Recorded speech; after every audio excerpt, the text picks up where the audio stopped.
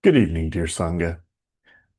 Tonight, we're diving into a dream, not to escape, but to wake up. Before we get into stories of wings, drums, and elbows, let me introduce you to someone whose teachings are at the heart of Zen, even though he lived before it officially started.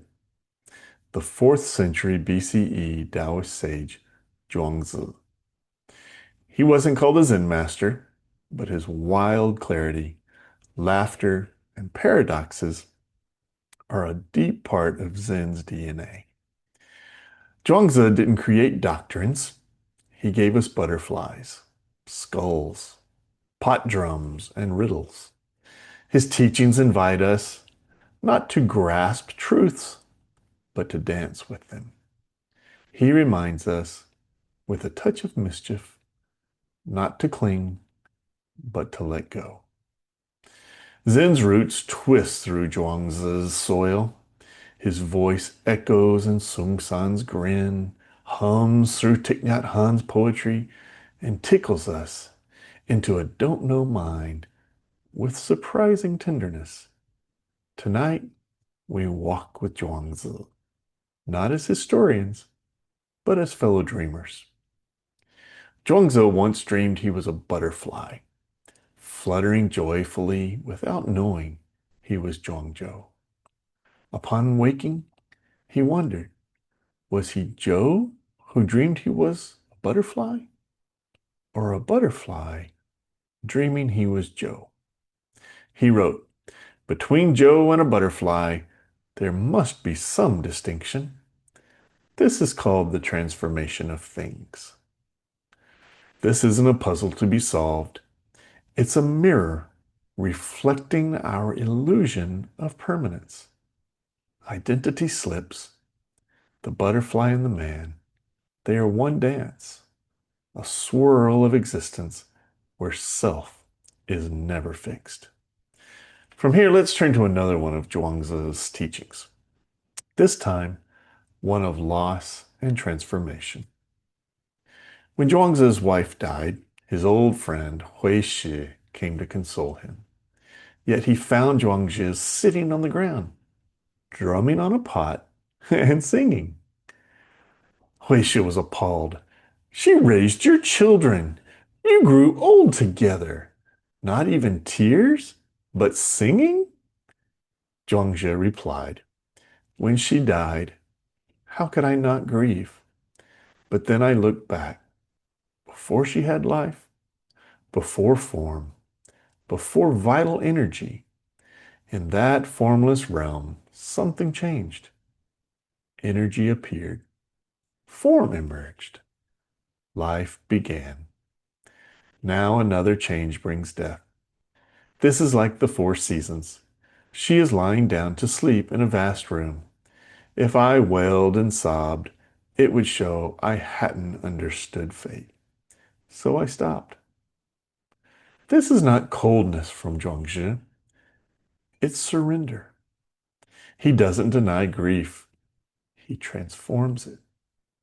Zhuangzi sees death not as a rupture, but as rhythm. The Dharma here is to trust change as sacred, not tragic. Thich Nhat Hanh offers a similar wisdom.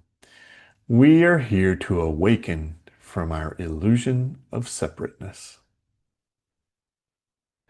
Now, let's pause at another stream of wisdom, one from a different continent, North America, yet resonating strongly with Zhuangzi's dreamlike clarity.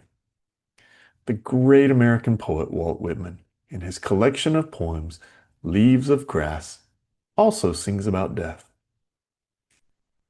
What do you think has become of the young and old men? And what do you think has become of the women and children? They are alive and well somewhere. The smallest sprout shows there is really no death. If ever there was, it led forward life, and does not wait at the end to arrest it, and ceased the moment life appeared. All goes onward and outward, nothing collapses. and to die is different from what anyone supposed, and luckier. Whitman doesn't fear death. He sings to it, as Zhuangzi drums to it, as Sun San laughs with it. Death is not the opposite of life. It is part of the dance. Dharma flows in circles, not endings. The Enso is not a stop sign or a period. It's simply a circle. From Whitman's poetic embrace, let's take a look at our own Zen trickster, Zen Master Sun San. Zhuangzi taught that only a truly useless tree will escape the carpenter's axe. Being only a little useless was simply not enough. In pops our grandfather, Zen Master Sun San, who once replied to a student who said, "My friends think I'm crazy because I'm interested in Zen." Sun San replied, "Craziness is good. Crazy people are happy, free. They have no hindrance. But since you have many attachments, you're only a little crazy. That is not crazy enough. You must become completely crazy. Then you will understand." This isn't a call to recklessness. It's an invitation to radical freedom. To be crazy enough is to drop the roles and masks, to laugh at your seriousness, to sit and don't know with grace. Zhuangzi and Sun San, they'd have been great beer buddies, teaching with laughter, paradox, and undoing. Let's follow them to another, perhaps more familiar story, Bai Zhang and his teacher Matsu. One day, while on a walk away from the temple, wild geese flew overhead, making quite a commotion. Matsu asked, "What was that?" "Wild geese," said Bai Zhang. "Where did they go?" "They flew away." Matsu twisted Bai Zhang's nose. "When did they fly away?" The Dharma doesn't come and go. The geese never left Bai Zhang. The butterfly never woke. The moment is now. The twist is in the teaching. So here is one more zany, paradoxical teaching from Zhuangzi. Uncle Lacklim and Uncle Lamegate, you gotta love those names, we're seeing the sights at Dark Lord Hill and the wastes of Kunlun, the place where the Yellow Emperor rested. Suddenly, a willow sprouted out of Uncle Lamegate's left elbow. He looked very startled and seemed to be annoyed. "Do you resent it?" said Uncle Lacklim. "No. What is there to resent?" said Uncle Lamegate. "To live is to borrow. And if we borrow to live, then life must be a pile of trash. Life and death are day and night. You and I came to watch the process of change, and now change has caught up with me. Why would I have anything to resent?" Zen is in lineage and tradition, yes, but also in paradox, in poetry, in laughter, in nose twists.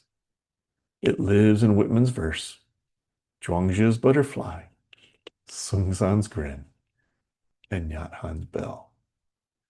And it lives in you. So, I'd like to end with a poem, born out of all these voices and the wind that links them all together. Let us not chase the butterfly.